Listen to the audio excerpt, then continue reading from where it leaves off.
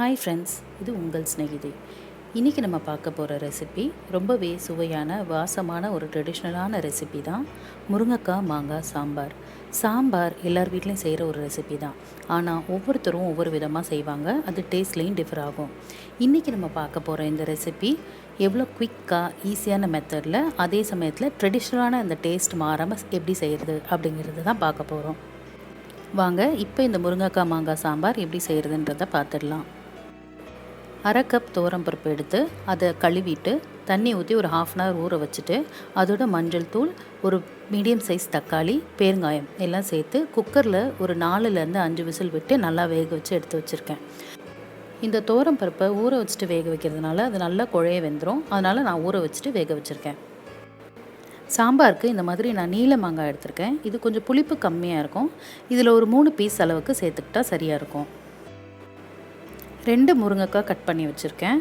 நீங்கள் உங்களுக்கு எவ்வளோ தேவையோ அந்தளவுக்கு சேர்த்துக்கலாம். இன்றைக்கி இந்த சாம்பார் நான் கல் சட்டியில் செய்ய போகிறேன். அதில் 1 டம்ளர் தண்ணி ஊற்றி சூடு பண்ணியிருக்கேன். இந்த தண்ணி சூடானதும் இந்த முருங்கைக்காவை கட் பண்ணி வச்சுருக்க முருங்கைக்காவை அதில் சேர்த்துக்கிறேன். இந்த மாதிரி கல் சட்டி, மண் பாத்திரம் இதில் செய்யும்போது அந்த சாம்பார் ரொம்பவே வாசமாகவும் சுவையாகவும் இருக்கும்.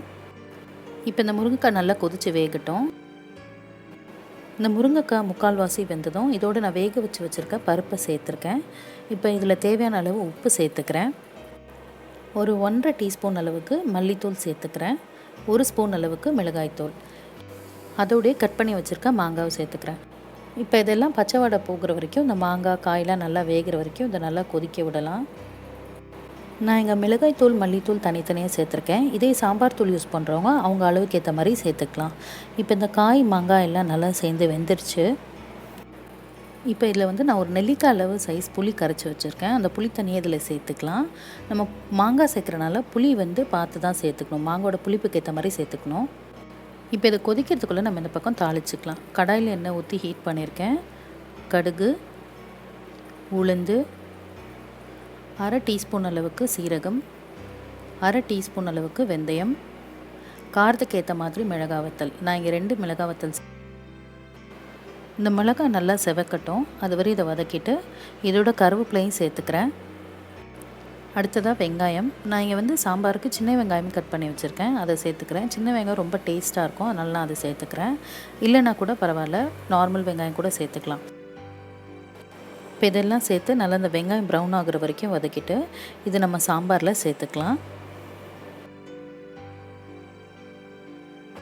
இப்போ இதெல்லாத்தையும் நல்லா கலந்துட்டு இந்த சாம்பார் ஒரு 5 நிமிஷம் கொதிக்க விடுறேன். இந்த சாம்பார் நல்லா கொதிச்சிருச்சு.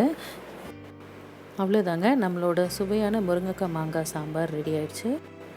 இந்த முருங்கைக்காய் மாங்காய் சாம்பார் வாசம் அட்டகாசமாக இருக்குது. நீங்களும் ட்ரை பண்ணி பாருங்கள். இந்த வீடியோ உங்களுக்கு பிடிச்சிருந்தா ஒரு லைக் பண்ணுங்கள், உங்கள் ஃப்ரெண்ட்ஸோடு ஷேர் பண்ணுங்கள். இந்த சேனலை சப்ஸ்கிரைப் பண்ணாதவங்க மறக்காமல் சப்ஸ்கிரைப் பண்ணி வச்சுக்கோங்க.